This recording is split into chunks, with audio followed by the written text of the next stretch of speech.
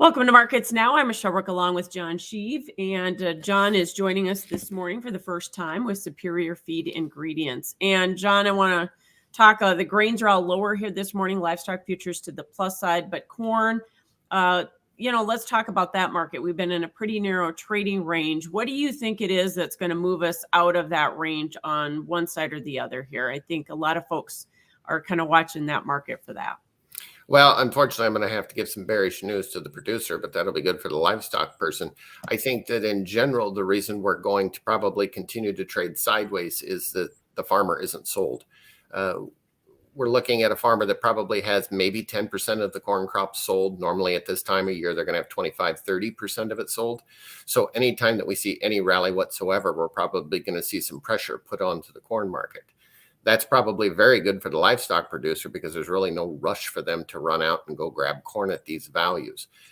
When we're in a carry market like we are, in a carry markets where the nearby futures contract is lower than the contract behind it, where December right now it's about 15 cents lower than the March, what that usually implies is that going forward, we're going to see the March come down to where the December contract goes off at. And so you keep seeing what's basically the price is just going to keep coming down to where that nearby level is, because everyone wants to sell $5 in the nearby price, but the market isn't going to go up there because so many people want to do that over time. So what does it take for the market to move higher? It's going to require weather problems in South America and or the US next summer. But it's going to have to be a pretty big weather problem, isn't it, when you have a 2.1 billion bushel carryover? Massively. Okay, so at this point, we do know that a lot of farmers have, as you say, are storing and waiting for some sort of a rally in the market. What other advice do you have for them in terms of when they need to be positioning to make those sales going forward here? When is the best time of the year to sell? Usually it's in the summertime during the weather market. The highs in the market usually occur sometime between April and July, and that's a time frame that they've got to focus, but that's the time frame that they don't like to because they don't know how much they're going to raise, so they fear selling into a crop that isn't produced. But this is why, if they buy crop insurance, this is giving them protection to sell against that on up to a percentage of what they raise. And that's the time of year that you should be setting the future side of it. I'm not saying that that's the time to sell your cash. I'm saying that's the time to set your future side, because the basis opportunity is usually very poor before harvest is upon us. And then usually the summer after the harvest, you're going to see the basis rally. And the basis is the spread price between whatever your local end user is paying for in cash and the futures value in Chicago. And so I tell farmers, you need to separate those two out, because the basis market is totally unrelated to the futures market. They can move in opposite directions in some years, and they can move in the same direction in some years. And so each one of them is their own market. A basis market in most of the country is going to have on average about a 40-cent move from harvest to the following summer.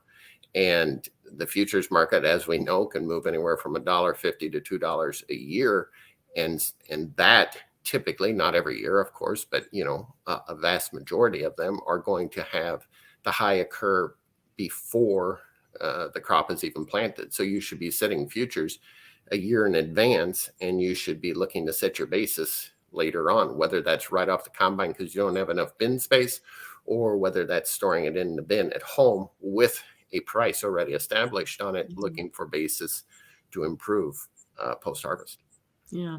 Good advice there. What about the soybean market? We've been getting some help from soybean meal, which scored new contract highs on Friday once again, and then has kind of set back here. It looks like some profit taking. But do you think there's more of a chance for soybeans to rally and break out of this trading range that we've been in versus corn? I think it should.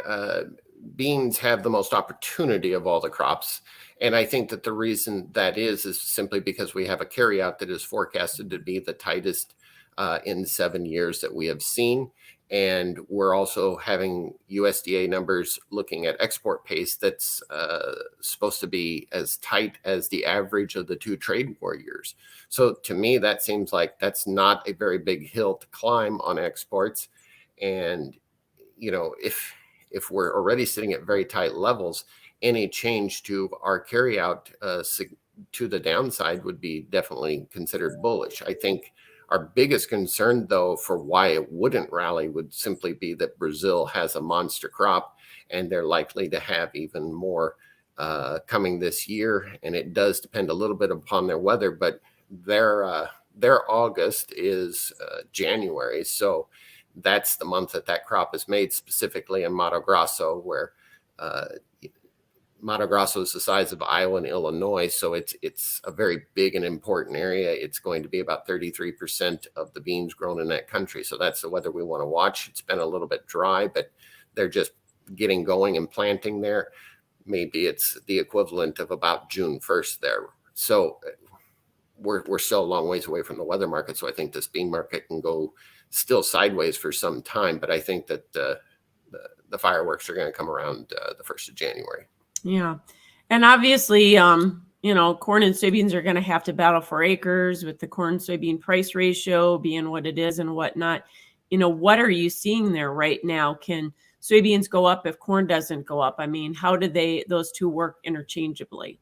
Well, what's been pretty interesting is normally we assume that the spread, the corn and soybean ratio, which is you take the soybean price and you divide it by the corn price, and you come into a ratio that's usually somewhere between 2 times the value and 3 times the value. Historically, when we go to the planting season in April or March, most market traders will look at 2.4 times the value of corn is where beans should be, and that is kind of the level that makes the farmer say, I'll plant corn or beans, whichever one I like, whatever works into my rotation. When we start to get beyond either one of those, then it's favoring one over the other. If we're dropping lower, then it's favoring corn. If we're going higher, it's favoring planting beans. That doesn't mean that the farmer is going to do that necessarily, but it usually is an indication that a few farmers will change a few fields. My farm that I work with my father's in southeast Nebraska, a lot of people there just do not change their rotation. They stick to the same rotation year after year. It doesn't matter the price. In this near term, what we're looking at is we had seen here about a month ago, the ratio got up to almost 3 times the value for beans over corn. And that seems pretty high. And it is if we go all the way back to 2015. But before 2015, there were several instances over the last 15 years before that where we saw that the spread could go out to 3.2. And in a 3.2 type of level, if you take that on a 480 corn board, which is where we woke up here this morning, that's looking at like over $15, $15.40 type of range. So it says that beans can go that high if there is a shortage. But in all the scenarios of where that happened, either there was an excess of corn supply with a carryout that was above 2 billion bushels, or that the bean stocks numbers dropped to very, very low stocks to use ratio, or they had a very tight carryout. And in the scenario we're looking at, we could have both sides of that, where we have a tight corn or a tight bean supply and a very very burdensome corn supply left. So it doesn't seem like it wouldn't be possible to exceed 3 and maybe even go up to the 3.2 ratio, which would favor beans going up and corn staying where it is or even dropping a little. Yeah. And currently right now, what % of farmers have soybeans sold versus corn? From the indications we're getting, it seems that the farmer has maybe 10% of the corn sold across the country. Normally at this time of year, we'd see them around 25%, maybe 30%.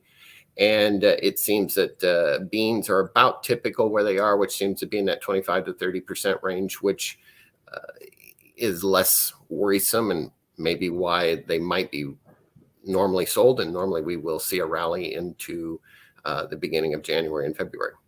But that also speaks to your point about why soybeans might be able to go up versus, on its own versus corn, right? Exactly. Yes.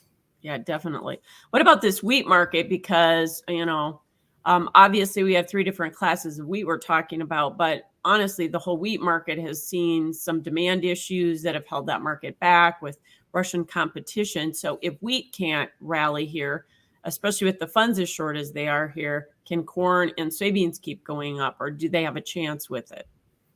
I don't think soybeans are going to be necessarily related as much to corn. Soybeans are going to be more of a protein issue. Uh, it's not functioning. They can't substitute wheat for corn. When you come over, or wheat for beans, when you come to the corn market, you could substitute wheat out. The other thing is then it becomes a protein issue for the Kansas City or the Minneapolis. So the Chicago one, wheat is going to sit there and probably just go nowhere. There's a massive carry in that board. That means the funds are going to stay short, roll their position forward, and pick up that carry as though they have a grain bin, and they don't, but they can sit in that position and just keep printing off basically what's almost 18% return on their investment. That doesn't seem like a bad strategy, even in light of high interest rates in the country. So until wheat does something that can spark a lot of life to it, I think that it's going to be the wet blanket over corn. Yeah, no doubt. All right. What about if you're an end user, a livestock producer here? What should you be doing in terms of, this market right now? And when do you line up your feed needs? I tend to look at if there's a massive carry in the board, which right now we're sitting at a decent carry compared to where interest rates are. I'm not a fan of rushing out and pricing corn at these levels. I think that you want to stay in the near term here and just buy hand to mouth on that. As I said before, the March should come down to wherever the December board is. That might take a month's time for that to happen, but I wouldn't be in a hurry to price my corn. Whereas if I was a producer with corn and I'm don't have livestock to feed, I'm in the opposite camp there, where I'm a little bit concerned about this market and that carry could just eat away at potential prices there, and that if the nearby price keeps coming down, I'm losing interest on my money and I'm gaining nothing for the risk that I'm taking. Whereas the producer on livestock can sit there for a little bit longer. All right. Well, appreciate your time as always. And thanks for that great advice this morning. Jon Scheve is joining us with Superior Feed Ingredients. That's Markets Now.